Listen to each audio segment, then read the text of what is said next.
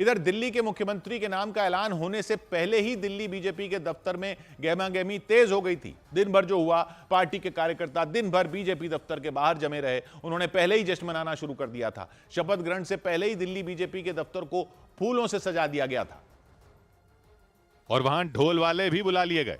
BJP के कई कार्यकर्ता नाचकर अपनी खुशी का इजहार करते दिखे। ढोल वालों के साथ एक शख्स वहां शहनाई बजाता दिखाई दिया। जश्न में डूबे बीजेपी कार्यकर्ताओं ने बताया कि शुभ काम के वक्त शहनाई बजाई जाती है, इसलिए उन्होंने ढोल वालों के साथ शहनाई बजाने वालों को भी बुला लिया।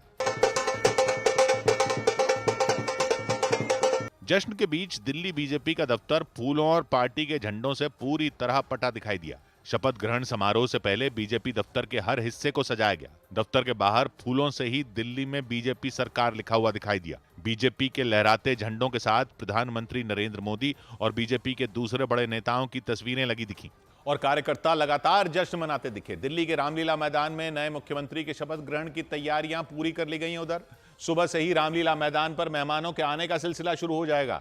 दोपहर 12 बजे के बाद दिल्ली की नई मुख्यमंत्री रेखा गुप्ता का शपथ ग्रहण होगा।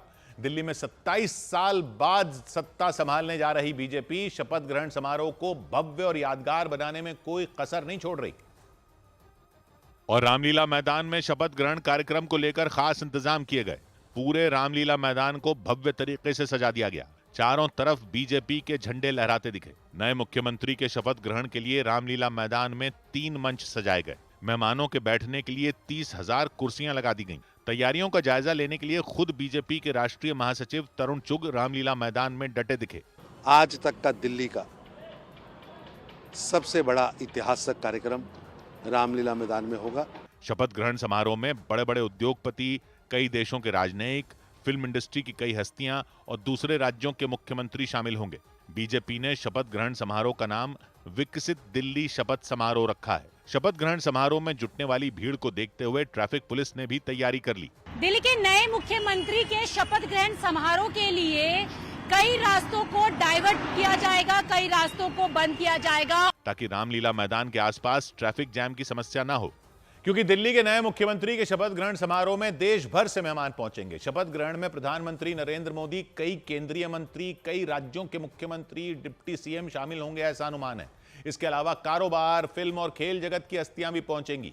दिल्ली की पूर्व मुख्यमंत्री आतिशी और अरविंद केजरीवाल को भी बीजेपी ने न्योता भेजा।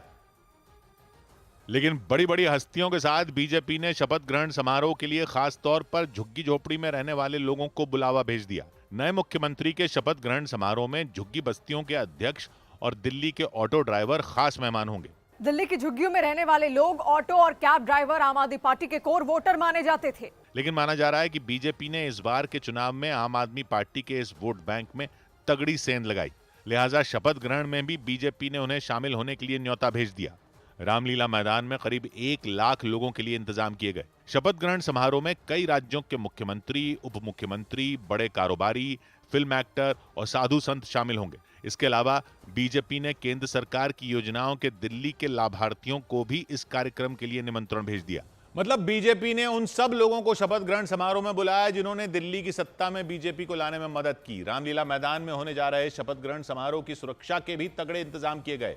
दिल्ली पुलिस के 15 डीसीपी और 5,000 पुलिसकर्मियों के साथ ही सुरक्षा बल के जवानों ने भी मोर्चा संभाल लिया और वो चप्पे चप्पे पर तैनात दिखाई दिए। रामलीला मैदान के अंदर की सुरक्षा की जिम्मेदारी एसपीजी को सौंप दी गई। दिल्ली में नई सरकार के शपथ ग्रहण को लेकर तैयारियां पूरी हो चुकी हैं। रामलीला मैदान सज रहा है। एसपीजी ने रामलीला मैदान को टेक ओवर कर लिया है। शपथ ग्रहण समारोह के लिए रामलीला मैदान में 3 लेयर का सुरक्षा घेरा बना दिया गया। अर्धसैनिक बल की 10 कंपनियां भी रामलीला मैदान में बुला ली गईं। रामलीला मैदान के आसपास की इमारतों पर स्नाइपरों की तैनाती रहेगी। इसके साथ ही दिल्ली पुलिस के 5,000 जवानों की भी तैनाती रहेगी। करीब 15 डीसीपी हमारे जोन वाइज होंगे और साथ में सिक्योरिटी के अलग ऑफिसर्स और ट्रैफिक के अलग ऑफिसर्स हैं। रामलीला मैदान के अंदर और बाहर खोजी कुत्तों के साथ एक स्पेशल टीम लगातार गश्त करती रहेगी। रामलीला मैदान में एंट्री के लिए 4 गेट बनाए गए।